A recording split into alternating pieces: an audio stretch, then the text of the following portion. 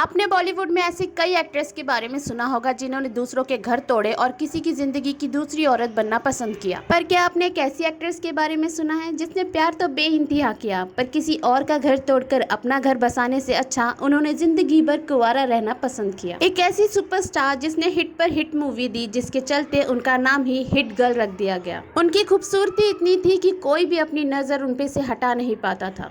इसके बावजूद भी ऐसा क्या हुआ था इस एक्ट्रेस और शत्रुघ्न सिन्हा के बीच में, जो शत्रुघ्न सिन्हा ने पूरी मीडिया के सामने इस एक्ट्रेस के बारे में कहा था कि जब भी मैं इस एक्ट्रेस के साथ कोई भी सीन करता हूं और मुझे इन्हें छूना पड़ता है तो पीछे जाकर मैं अपने हाथ साबुन से धोता हूं। और कौन था वो इंसान जो जोर जबरदस्ती से चाकू के दम पे इस एक्ट्रेस से शादी करना चाहता था। चलिए जानते हैं कौन थी वो एक्ट्रेस जो सच्चे प्यार की मिसाल बनकर उभरी। शिवाय चैनल के इस वीडियो में नमस्ते। आज हम बात करेंगे 60 और 70 की दशक की highest paid actress the talented gorgeous Asha Parekh की। आशा पारेख अपने माँ बाप की इकलौती औलाद थी और उन्हें बचपन से ही डांस का शौक था। उन्होंने कथक डांस की ट्रेनिंग ले रखी थी और वो अपने स्कूल के फंक्शंस में भी डांस किया करती थी। उन्हें डांस के साथ एक और शौक था, वो था डॉक्टर बनने का। वो बचपन से ही डॉक्टर बनना चाहती थी, पर उनका ये सपना हमेशा के लिए चकनाचूर हो गया जब वो स्कूल से घर वापस लौट रही थी और उन्होंने एक रोड एक्सीडेंट देखा। चारों तरफ फैला हुआ खून देखकर आशा पारेख काफी डर गई थी और वो समझ चुकी थी कि अब वो किसी भी कीमत पे डॉक्टर तो नहीं बन सकती। आशा पारेख सिर्फ 10 साल की थी जब वो स्टेज पे डांस परफॉर्मेंस कर रही थी। तभी एक famous film maker Bimal Roy ने उन्हें देखा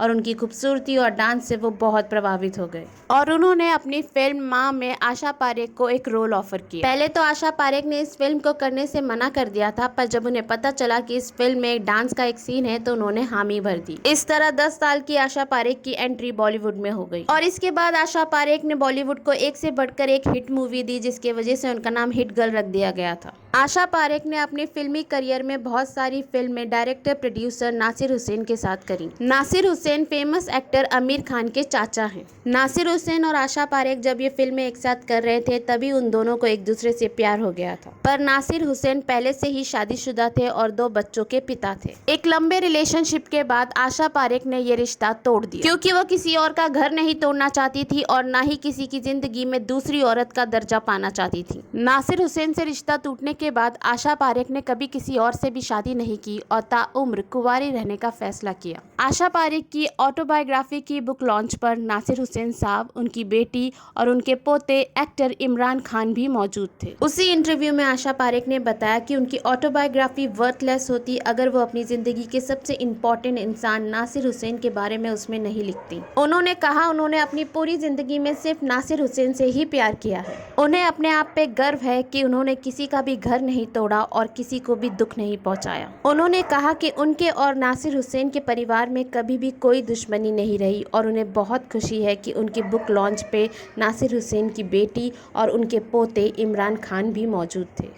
अब बात करते हैं आशा पारेख के क्रेजी फैन की। दरअसल 2017 के एक इंटरव्यू में आशा पारेख ने बताया था कि उनका एक क्रेजी चाइनीज फैन अपने पूरा बोरिया बिस्तर लेकर आशा पारेख के घर के सामने आकर बैठ गया था और वो आशा पारेख को घर से आते जाते देखा करता था। आशा पारेख उससे काफी डर गई थी और इसीलिए छुप छुप कर अपने ही घर में आया करती थी। जब आशा पारेख के पड़ोसियों ने उस चाइनीज फैन से कहा कि वो यहाँ से चले जाएं, तो उस चाइनीज फैन ने उन सारे पड़ोसियों को चाकू दिखाते हुए कहा कि वो यहाँ से कहीं नहीं जाएंगे, वो आशा पारेख से शादी करने आए हैं और उनसे शादी करके ही जाएंगे। आशा पारेख को जब इस बारे में पता चला तो उन्होंने उस चाइनीज फैन की पुलिस में कंप्लेंट कर दी और पुलिस ने उस चाइनीज फैन को अरेस्ट कर जेल में डाल दिया।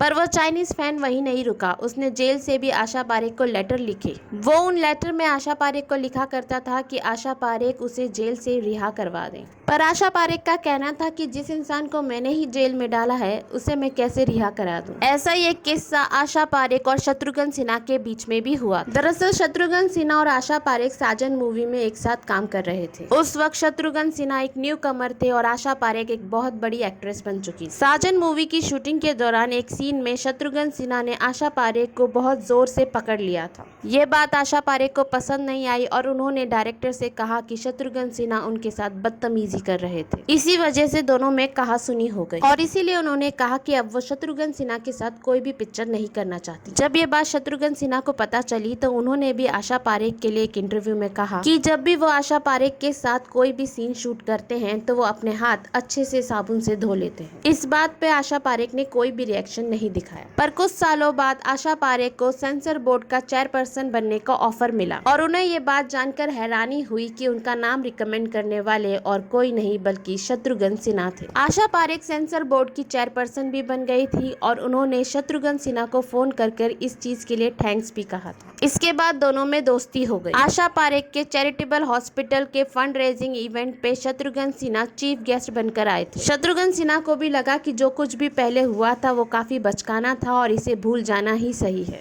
अब दोनों का रिश्ता आदर सम्मान का हो गया है। आशा पारेख ने कभी शादी नहीं करी, फिर भी उनमें मां बनने की इच्छा थी और इसीलिए आशा पारेख अनाथ आश्रम में गई थी ताकि वो एक बच्चा गोद ले सके। वहाँ उन्हें एक बच्चा बहुत पसंद आया और उसे देखते ही उनकी ममता उमड़ पड़ी। पर क्योंकि उस बच्चे में बर्थ डिफेक्ट थे, इसीलिए डॉक्टर ने वो बच्चे को आशा पारेख को गोद लेने से इनकार कर दिया। इस वजह से आशा पारेख काफी मायूस हो गई थी और इसीलिए उन्होंने कभी किसी और बच्चे को भी गोद नहीं लिया। एक वक्त था जब आशा पारेख भी डिप्रेशन का शिकार हो गई। दरअसल आशा पारेख अपनी मां से बहुत प्यार करती थी और जब उनकी मां की डेथ हुई तो आशा पारेख डिप्रेशन में चली गई थी। वो काफी अकेलापन महसूस कर रही थी और इन सब चीजों से बाहर निकलने के लिए उन्हें साइकेट्रिस्ट की मदद लेनी पड़ी। आशा पारेख बचपन से ही डॉक्टर बनना चाहती थी, पर वो ये सपना पूरा नहीं कर पाई। पर उन्होंने काफी अलग अंदाज से ये सपना पूरा किया जब उन्होंने मुंबई में अपना खुद का हॉस्पिटल खोला। इतना ही नहीं, आशा पारेख के अचीवमेंट्स के लिए उन्हें दादा साहेब फाल्के अवार्ड से भी नवाजा गया है। आशा पारेख जी ने अपनी जिंदगी काफी सादगी और इज्जत से गुजारी। लाखों दिलों की धड़कन होने के बावजूद भी किसी का भी दिल तोड़कर अपना घर नहीं बसाया। ऐसी सोच को हमारा सलाम है। आज के लिए शिवाय चैनल में इतना ही। वीडियो पसंद आए तो इसे लाइक, सब्सक्राइब और कमेंट करना मत भूलिएगा।